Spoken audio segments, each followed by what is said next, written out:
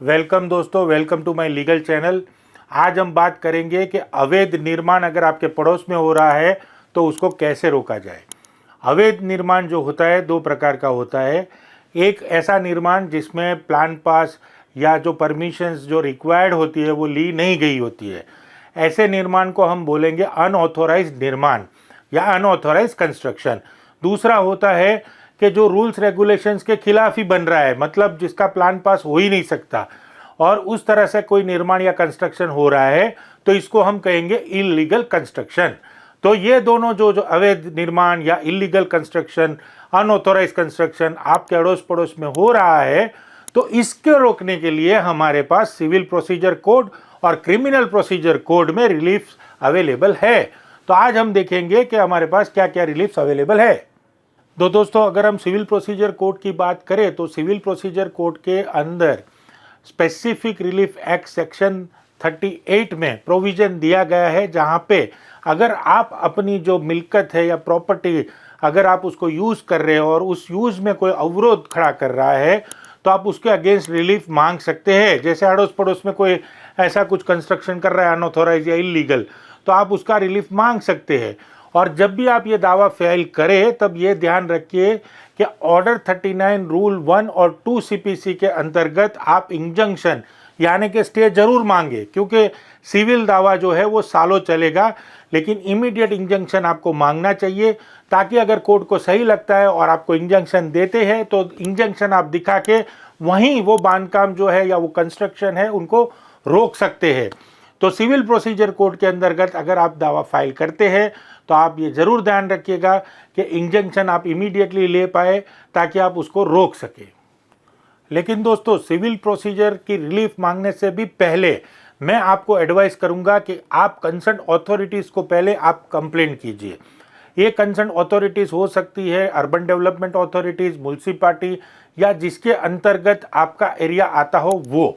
अगर आप उनको सही पता, सही डिटेल्स के साथ, फोटोग्राफ्स के साथ आप उनको कंप्लेंट कीजिए ताकि उनको पता चले कि यहाँ पे जो है अनऑथोराइज्ड या इलीगल कंस्ट्रक्शन हो रहा है। लेकिन नॉर्मल हमने देखा ये है कि ये अथॉरिटीज़ प्रोएक्टिव नहीं रहती है, या तो बहुत बार इनका कुछ ना कुछ सेटिंग करके ये जो है मामले को अनदेखा कर देती है। तो ऐसे संजोग आ जाते हैं तो उसमें आप क्या कीजिएगा। तो दोस्तों, इसके अंदर आपके पास हथियार है RTI, राइट टू इन्फॉर्मेशन। तो जब भी आप ऐसी अर्जी करें सारी डिटेल के साथ, उसके 10-15 दिन के बाद आप उनको समय देने के बाद अगर कोई एक्शन नहीं लिया जाता है तो आप एक RTI कीजिए, क्योंकि काफ़ी अर्जियां आती है और हमने देखा है कि यहाँ गवर्नमेंट सर्वेंट ज़्यादा प्रोएक्टिव नहीं रहते।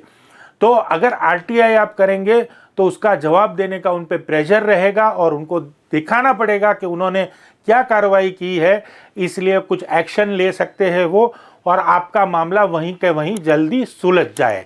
और अगर दोस्तों वो फिर भी कुछ नहीं करते तो आपको आर्टिकल 226 ऑफ इंडियन कॉन्स्टिट्यूशन के अंडर आप मैंडेमस की रीट फाइल कर सकते हैं। गवर्नमेंट सर्वेंट्स अपना काम सही से नहीं कर रहे, उसके लिए आप वो भी कर सकते हैं।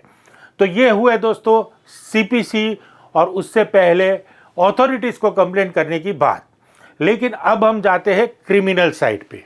तो क्रिमिनल की बात करते हैं दोस्तों। क्रिमिनल के अंदर अगर आप वहाँ जाते हैं और उसको समझाते हैं कि भैया आपका ये अनऑथोराइज इलीगल कंस्ट्रक्शन आप रोक दीजिए और वो आपको धमकी देता है, तो BNSS भारतीय न्याय संहिता के सेक्शन 351 और पहले IPC के सेक्शन 503 क्रिमिनल इंटिमिडेशन के आप कंप्लेंट जो है क्रिमिनल इंक्वायरी मजिस्ट्रेट के समक्ष दाखिल कर सकते हैं।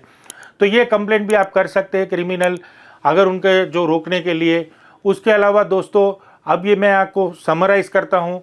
तो पहले आपको जो है अथॉरिटीज़ को कंप्लेंट करना है, फिर आपको उनको RTI करना है, फिर आपके पास ऑप्शन रहता है मैंडेमस की रीट फाइल करो या CPC में स्पेसिफिक रिलीफ एक्ट में आप रिलीफ मांगो।